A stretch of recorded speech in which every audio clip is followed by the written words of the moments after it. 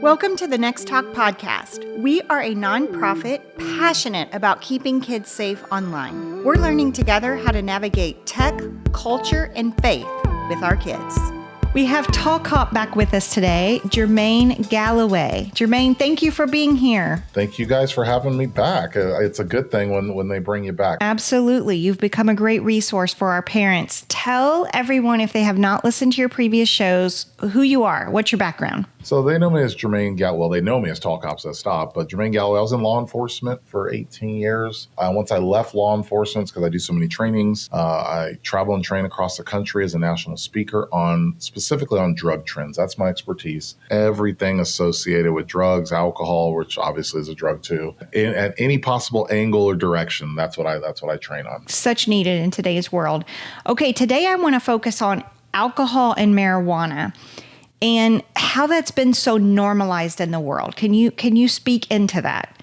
And I love how you put in there alcohol as a drug too, because I don't think a lot of people think that. Well, yeah, because a lot of people are social drinkers. Some people are heavy drinkers. Some people are addicted to alcohol. But alcohol is a drug. It is a mind-altering substance. It is addictive. I mean, I drink alcohol, so I'm not sitting here, throwing rocks at people who do. But I drink alcohol. But with that in mind, people do need to understand that, some of us who drink socially, there's others who don't drink socially. There's others, it is their drug of choice. Marijuana is not their drug of choice. Heroin's not their drug of choice. It is alcohol. It's what they crave daily. It's what they do behind the wheel of a car. It's what they do at their child's basketball game, all of it. So we have alcohol issues in this country. It is your mostly widely abused drug. Sometimes people say, well, it's vaping or meth or heroin. No, none of those numbers are even close to alcohol. More people use alcohol than any of those drugs. And you could probably start combining some of those and get equal numbers to alcohol. So when you talk alcohol, it is some people will call it an entourage drug, or some people will call it the ketchup of the drug world. It goes with everything. And there's a way to use that responsibly, and there's some people who don't use it responsibly. And then, of course, when you talk kids, it really significantly impacts them. Yeah, let's talk about that for a minute, because as adults, it has been normalized and kind of like very acceptable, and we don't talk about perimeters to keep ourselves healthy as adults. But that has now, I think, trickled down to kids where they just think alcohol is not a big deal at all. Yeah, and it's because anything that's normalized, we'll start with this, anything that is normalized that you see every day, you don't think is a big deal. So, unfortunately, back in the day in communities, we would see people who were nodding out from, let's say, heroin. They had just shot up heroin. They're standing on the sidewalk. You hear the news media make the reference to zombies. I don't really like that term, but the news media makes that reference to zombies on the sidewalk, or people standing up, falling asleep. And back in the day, we used to dial 911 when we saw that. It used to be a quick police and EMS response.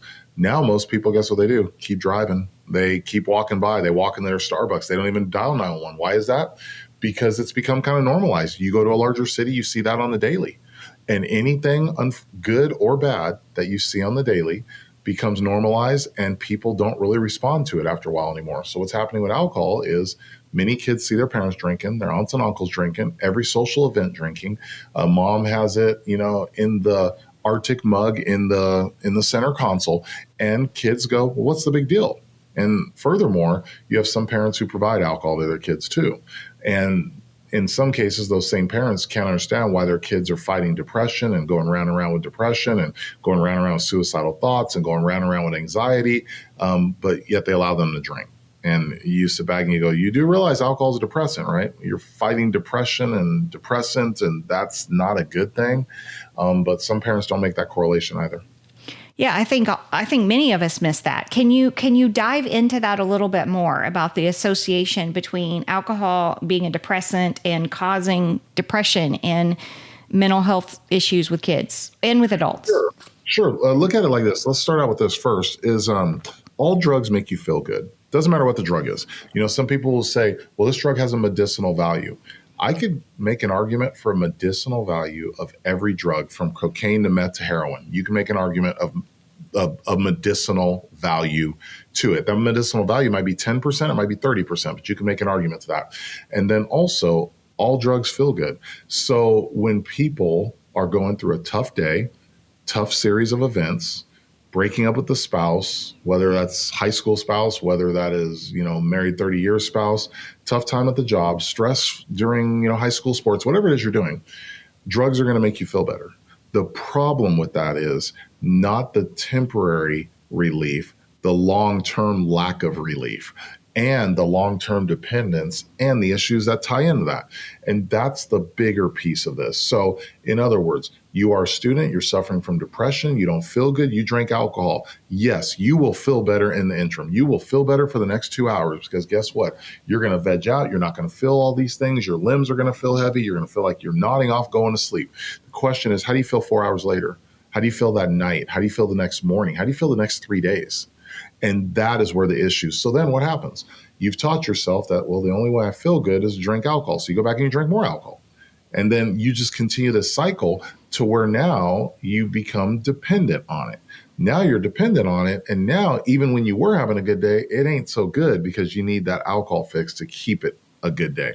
And now you're getting into the world of addiction. So what's happening is you have individuals that look at these drugs that just say, what's the big deal? But they're actually going down the highway of addiction and not even realizing it. Because I don't think most people want to be addicts. I'm actually very, very confident that most people do not want to be addicts. That even people who are addicted to name the drug of choice from heroin and alcohol do not want to be an addict. I don't think that they started using saying, I want to end up here. I think they ended up there because of their using. Man, that's such a word right there about the coping mechanism that we use, that it makes us feel good for the next 2 hours. And then how do we feel the next day? And also what we're teaching ourselves to cope, how to cope with problems, how to look problems in the face and deal with it. Exactly. And one of the mistakes we can make as parents is always running to substances for things to feel better. So, your child can't sleep, we're going straight to melatonin. And I'm not sitting here saying there's not a medicinal value to all this stuff. I'm not saying that. What I am talking about is some of the issues that I see and some of the issues that we're having, right? So we run to melatonin, we run to ibuprofen, we run to everything instead of going, well, could you have a massive headache because you were out in Texas heat and you drank 6 soda pops today and ate cake and that was your diet today? Could that be a reason that you have a really bad headache? So maybe we need to adjust your diet. I'm not saying 14-year-old, don't drink a couple sodas. You're 14. I get it. But maybe don't drink 6 of them and sit playing video games and sit outside in Texas heat and then eat junk food all day. Maybe we should look at adjusting some other things first before we run to medicine. One of the things I explain to people is, we have a lot of kids on ADHD meds and other meds, right? But then I look at the parents and the parents say, well, they won't listen to me. I go, well, what do they do during the day? Are they in sports? No. Activities? No. What about after school stuff? No. Playing with friends? No. What do? They play video games all day. So wait, you're telling me that your child is struggling with ADHD, but your child doesn't eat well, doesn't sleep well, plays video games all day and is on their phone all day? Maybe if we make some lifestyle changes, would that maybe impact some of that? So, I'm not saying that child doesn't need ADHD meds also, but maybe let's start with the lifestyle changes first or adjustments because kids are kids, right? Kids are going to play video games. I get that stuff. But make some lifestyle adjustments first and then go to that. And I think sometimes we are just so quick that something goes wrong, medicine. Something goes wrong, medicine. Something goes wrong, medicine. Believe me, everyone who listens to this, including myself, takes medicines. I am not anti-medicine. I'm not anti-Western medicine. I'm not anti any of that. All I believe is we should maybe be looking at some other options first for some individuals. It boils down to we want a quick fix and we want a Band-Aid, but we don't want to have to do any hard work or adjustments. Correct. 100%. 100%. We don't want to do the work that we call parenting sometimes. Mm-hmm. So we don't want to do the parenting stuff, which is discipline, follow-up, paying attention. It's easier to go, here, go to your room, play video games all day, stay out of my hair because I got to work. And then when you come back, well, okay, take a medicine for this. You can't sleep. Not because you've been up for 3 straight days playing video games. You can't sleep because you've been up for 3 straight days playing video games. So here's your melatonin at 4 o'clock in the morning. So you just go to bed and leave me alone. No, we can't do that. We can't do that. There has to be some other options.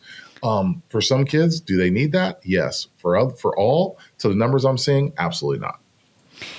Yeah, I think we have a lot more people on medications that don't need it for sure. The numbers are skyrocketing. Okay, so we're talking a lot about alcohol. I want to talk about marijuana and the normalization of that because that is another thing, especially with teenagers. Like it's no big deal.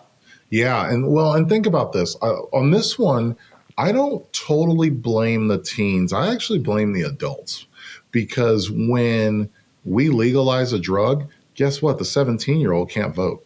The 16-year-old can't vote. So we're sitting back going, hang on, let's legalize it, make it more available, have dispensaries where we just have Daryl and Daryl who are running it, selling to anybody that don't even have good checking ID standards or anything. They're selling a drug that the forms of cannabis we see today, we don't completely know everything about. But then we're going to look at the teens and go, y'all are a problem. It doesn't work like that. I'm surprised the teens don't look at us and go, I didn't vote this in, you did. Mm-hmm. So understanding, half the states in the country where we've legalized weed, but then we turn around and tell teens don't use it. Their first question to us as adults should be, well, why do you legalize it then? If we're not supposed to use it, why did you guys make it available then? Well, we did it for medicinal value. Well, Dad, heroin has medicinal value too. Are you going to legalize that? I mean, there's so many arguments they could throw right back at us with that. And in some cases they are for the decisions that we are making. They're not making them, we're making. So ultimately what's happened in normalization is we as adults are putting cannabis more on our streets. We're making it more available to our teens. And guess what? Lo and behold, our teens are using it. Surprise, surprise. Who would have ever thought? So what are the dangers of using it? If we start having this conversation with our teenagers and they are like, well, it's legal, and we say, well, it probably shouldn't be because of this, this, and this. What are those reasons? Let's start out with this. There are negative side effects to every drug. If anyone tells you that this drug is perfectly safe, including a doctor, no drug is perfectly safe. And doctors know that. And I think many times, because I'll hear from, class attendees who say, doctor told them it's perfectly safe and they got addicted to it. And I think sometimes the doctors are just looking like, this is safe compared to the other stuff you might be doing, right? That's kind of the way, I don't know, but that's just what I get a feel. Doctors deal with so many drugs, they're probably looking at this going, man, compared to everything else out there, this is pretty safe. But no drug, that's what we have to start with. Even with cannabis, even with alcohol, no drug is safe for the masses. No drug is completely safe. Every drug has side effects. That is our baseline, people. That's where we start.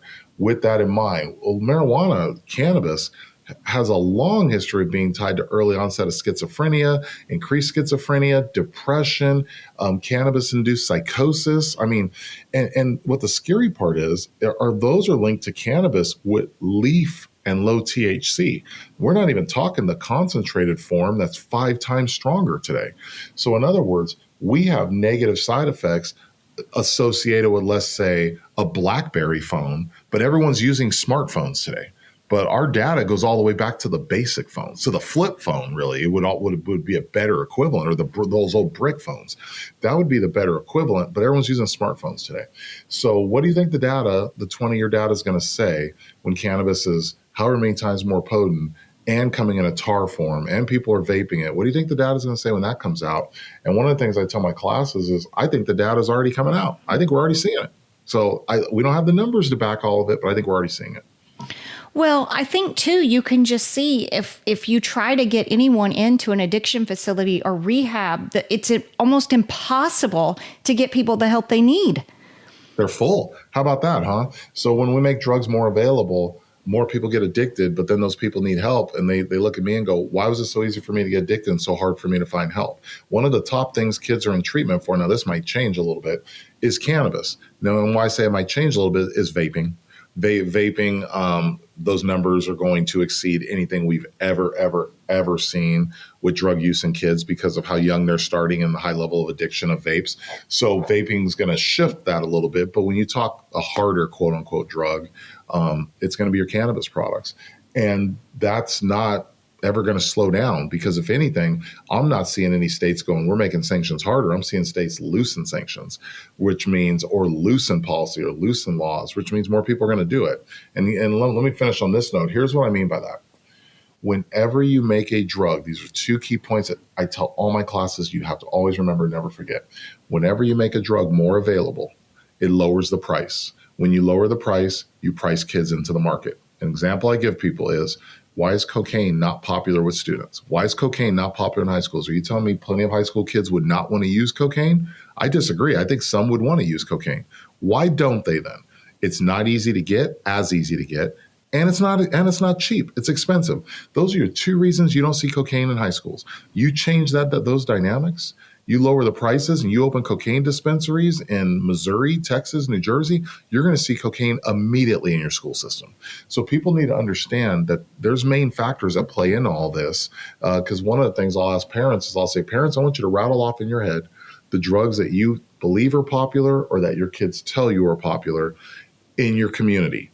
And then I give them about 30 seconds. Then I say, Are any of those drugs you just rattled off in your head hard to find, or are any of them expensive?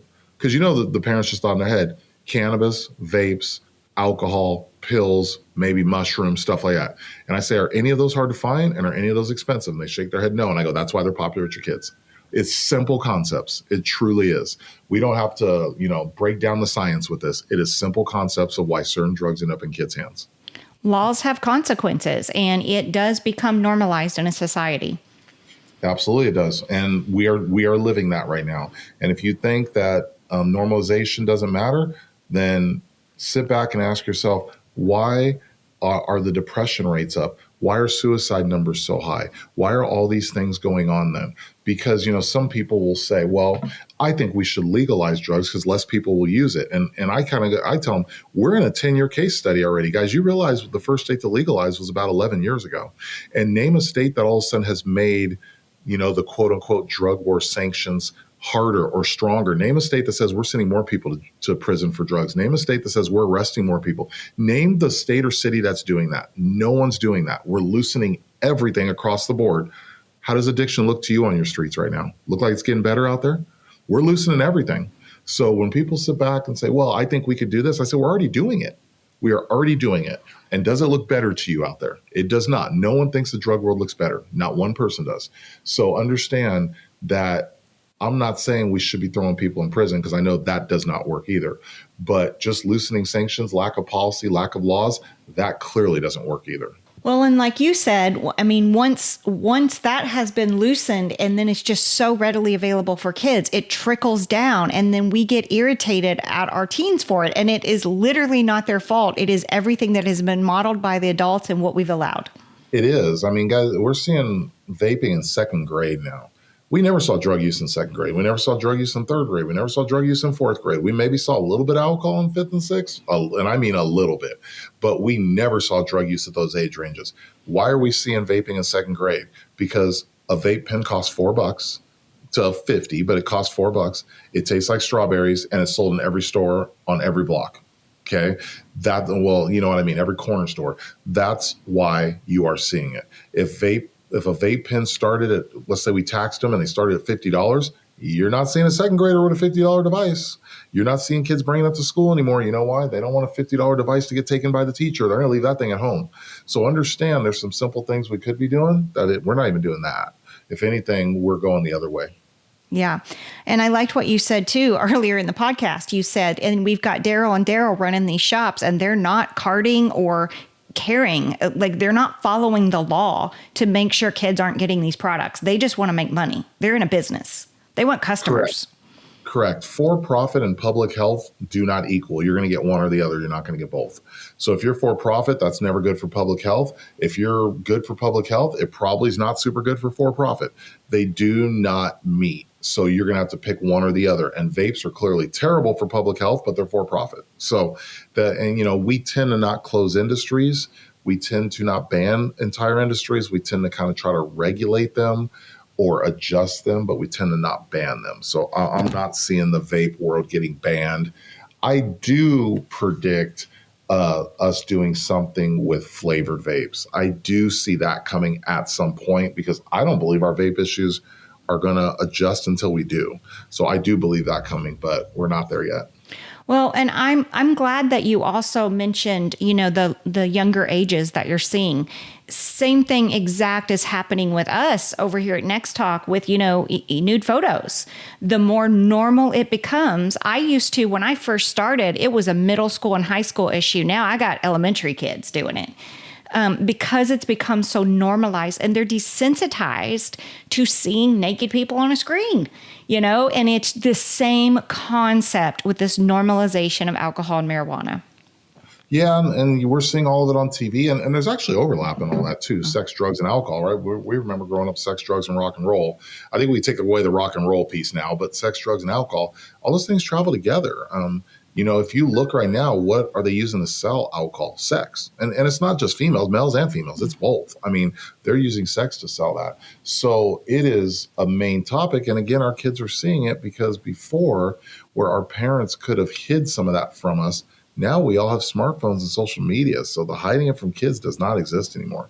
They are seeing everything. But again, We are the adults, which means my, 12-year-old doesn't make policy. I make policy, which means if that policy's out there, it's not because they made it, it's because we made it and we're making bad policy. Then we're upset with the end result with our children and the impact on their brains. Well, we're not fighting and standing up and being an advocate from the worldly perspective, and we're not being a model at home, like you said. We're running to drugs for everything to fix everything, even like legal medicines. We're just running to that for a Band-Aid fix. Yeah, and we do need to stand up, and just like you said, we do need to stand up and say something. People ask me, "What can you do?" I go, "You need to stand up and say something," because guess what? The good part is these guys are all for profit. So if someone's for profit and you say, "I'm not buying that product from you anymore," they will adjust their tactics because they're for profit. So the good part about anyone who's for profit is they're very predictable about what they're doing and how they do it. And they're predictable about what they'll listen to. So, if you live in an area with 1 million people and you're one of 2 people to go say something and complain, they're going to say, "Get out of my store, I don't care." If you live in an area of 1 million people and it's on the news and 30,000 people complain, they're going to adjust their tactics because that's a lot of money to lose and they don't want to lose that, especially when there's other competition. But we're not really saying anything, the old term, like it's almost like being an old, sport coach. It is, boys will be boys. It is what it is. No, we can't say that because depression and suicide is what it is. So we can't say that anymore. Absolutely. And you've kind of painted a picture here of how normalized it is and why it's dangerous. What can we do? Like, what can we do? I know we got to be a model. I know we got to speak up when we can. What are some practical things, practical conversations we can have with our children about these issues? Well, first, what can we do is be a policy, reach out to your policymakers. And I'm not saying about a ban. I think people are pretty resistant to bans. Most people are pretty pro, economy, business. So I think if you start with a ban, that might be a little counterproductive. Mm-hmm. But altering where you sell, age of sell, flavor of sell, things like that. Also having frequent conversations with your kids, not a conversation once every 6 months, but frequent conversations, ongoing conversations with your kids. That's another part of it also. You got to do that. You got to have the frequent, constant conversations with your kids. What if you're a parent and you're struggling with alcohol or you're struggling with marijuana use? Be honest with your kid, talk to them about it. Like, what do you suggest? Well, guess what? Number one, your child already knows you are, even though you think you're hiding it from them. Guys, they're not stupid. Those kids are smarter than us half the time. So I do not underestimate our children at all. I give them actually high levels of credit for their level of intelligence. Even they don't always show it, but we don't either, right? So have those conversations still about why they don't want to be where you are and how you got there and why it doesn't make you happy, how dependent you are on these things. Because, there are parents who are addicts. There are parents who are addicted to substances. And you as that parent should know even better than anyone else of why they shouldn't be using it. You should be the advocate of why they shouldn't be because you know what it's causing for you and your life. Well, I know for me, addiction runs in my family, and there are family members who have struggled with it, and that I have not shied away from talking about that with my kids and not shielding them from that. And I think that's been a good conversation starter. But the things that you've laid out here too, I think are also great ways to talk to your kids about this. Like parents, I am going to suggest to you, once you listen to this podcast, let your teen listen to this podcast and talk to them about what Tall Cop is saying here, because I think it's invaluable to create some good dialogue in your home. Yeah, and that's it. Listen to this podcast. Talk about it before. Talk about it after. This is just a springboard for your conversation. This is not the conversation. This is a springboard for the conversation, and use it as that. Okay, I have a couple more questions for you. So say you're a parent out there and you found out your kid is drinking, marijuana use. You're finding that there's something going on, that they're sneaking. What should we do? So some parents say, should I call police? Should I do this? Should I do that? You need to, as a parent, address it. Do not look at it as small. The earlier we can address the issue, the better we can be. The sooner we can address the issue, the better we can be. Look at it as serious. Look at treatment options. I know financially everybody can't do that. I get there's some logistical stuff, but look at all your options and look at them right at the beginning. Get on it right at the beginning and get on it swiftly. And if there's punishment or sanctions, taking away phone, taking away car, taking away privileges, do it early, and then you can kind of release those sanctions later. But don't just wait and say no big deal, kids will be kids, boys will be boys, girls will be girls, and then let the issues get much larger, because it's a lot harder to bring in some issues when they're really big. And I'll tell you this, people suffering from addiction, in the time they're going through withdrawals, they do not care about sanctions, they do not care about consequences. Later they do, but not during that moment. And so you don't want to get to that moment. So oftentimes, when we try to take a stand and say, this is not okay, I found this, I'm worried about you, they will minimize it and blow it up. Everybody's doing it. Everybody does this. How do we know when to really kind of have an intervention where we're like, we're getting you help, this is far bigger than you? Like, how do we know that line? I know every kid is different, but that was the first thing I was going to say. Every kid is different. The line is going to be different for different kids, but change in behavior, just to give you an idea, change in behavior, or where behavior, acts, friends, instances, lack of wanting to play sports, lack of wanting to have certain friends, are based on substances. So when your kid's behavior is based on the video game, like you'll have parents who say, I took the video game away and, he punched his dad, he threw things. Well, that right there, that's called addiction, right? There's video game addiction, there's sex addiction, there's drug addiction. That's called addiction. You are well past the point that should be happening. Sure, should a kid get upset? Yeah, if you take, my candy bar and Skittles away from me, I'm going to go, I really wanted those, right? But then you move on and go, oh, well, I'll get some Skittles next week. If you take it away and you're feeling like you need to punch people and act out and do that, that's called addiction, which means that video game should have been taken away a long time ago, and you probably need to keep it away for a while until things settle in your house. Not a week, not a couple days, a while, because you have someone who's dependent on something. So that's one of the big tools to look at.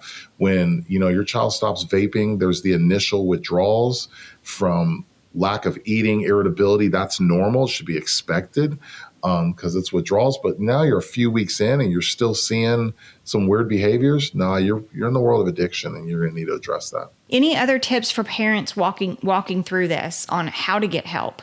Is AA who they should contact? Where do we start addiction recovery in our area? Because that is another thing that I have found helping parents and trying to get them the help for their kids or themselves is we have a crisis on our hands with the addiction facilities and the addiction treatment for drug and alcohol. Yeah. So starting local, you can, depending on where you live, I'm sure we have some people in here who are from rural America. You can call your local hospitals, your local clinics, anything, but just Google search the city you live in, treatment providers, or the county you live in.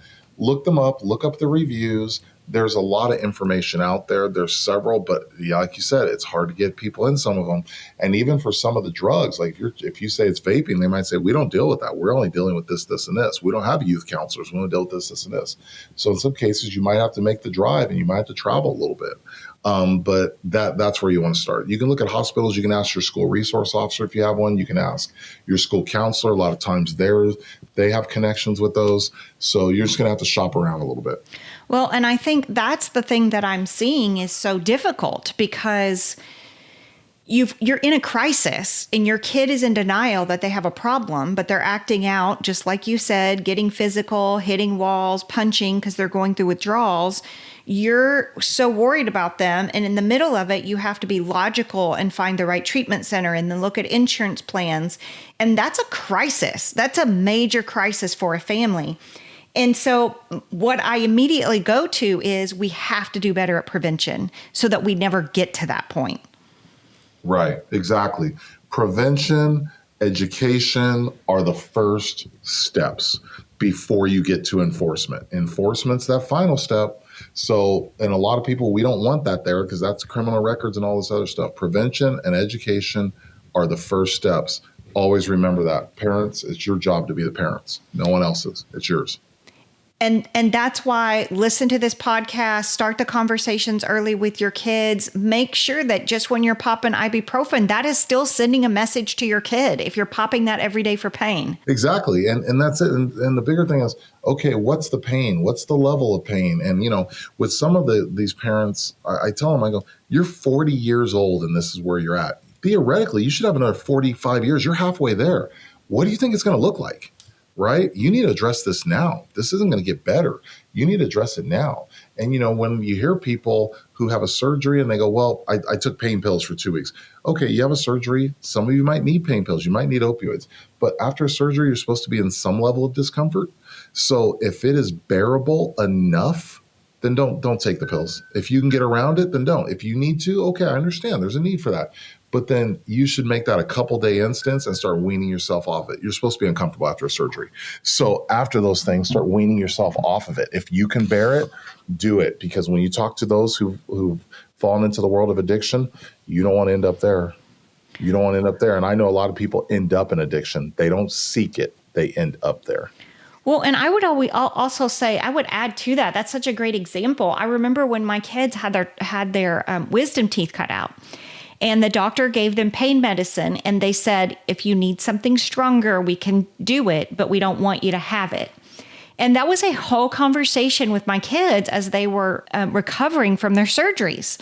Is I don't want you to be miserable, but at the same time, we don't need to just take stuff to numb ourselves. Like if we don't need it, that's not a good move for our health. You don't take it just to take it. You take it because you absolutely need it and can't function without it. Right. But, what I basically just said is also what you see with addiction, too.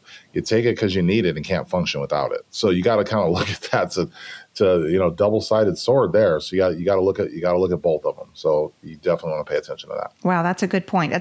Okay. Anything else for our listeners? We got a lot of parents listening. Anything else about alcohol and marijuana, the normalization of it, and why it's so dangerous?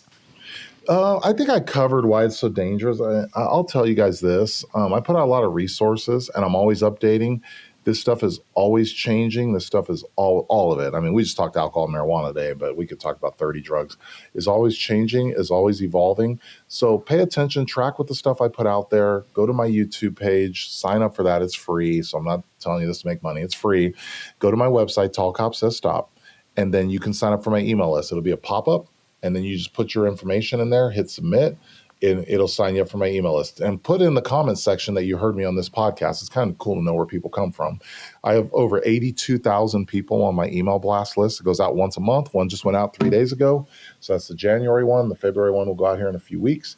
And those are my ways, some of my ways to keep you informed. Of course, Facebook, Twitter, LinkedIn, X, I guess it's called, Facebook, X, LinkedIn. But you guys can track with me there and get a hold of me there.